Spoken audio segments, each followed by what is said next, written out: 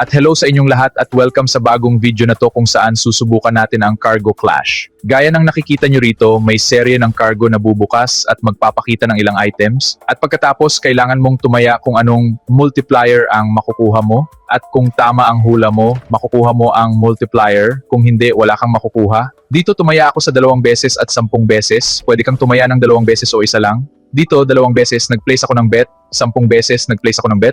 At titingnan natin kung mananalo ako rito o ang daming items. Baka makuha natin ang multiplier. 18 beses, napakahusay. So gaya ng nakikita nyo na validate ang 2 bet, kaya nakuha ko pareho ang 2 beses at ang 10 beses, napakaganda. Dito subukan naman natin ang parang 20 beses, napakahusay. At ang isa naman ay 2 beses pa rin. At syempre kung makuha mo ang isa at hindi ang isa, okay lang din yun. Dito wala tayong nakuha sa kanila.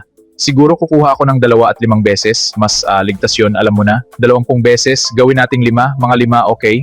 At pwede ka ring mag-autoplay para tuloy-tuloy ang paglalaro ng automatic. Dito, 2 beses, dito nasa gitna lang tayo, nakuha natin ang 2 beses pero hindi ang 5 beses, kaya okay lang yun. Gaya na nakikita nyo, pwede nyo i-manage ang strategy nyo ng ganyan. Siguro sa pagkakataon to, subukan natin ang 9 beses, saktong-sakto. Gaya ng nakikita nyo, naka-lock in na. O hindi, wala tayong makukuha rito.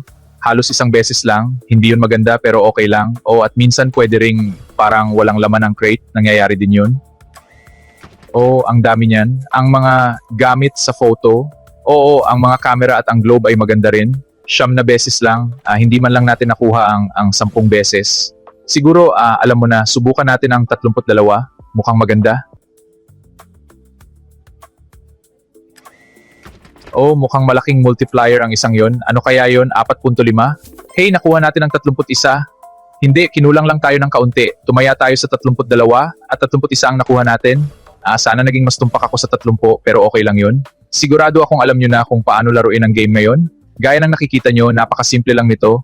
Medyo chill at palagi kang nakakakuha ng mga bagong bagay sa mga container. Kaya kung gusto mong subukan ang Cargo Clash, pwede mong gamitin ang link sa description or sa comments para maglaro sa isang ligtas na casino na may malaking welcome bonus.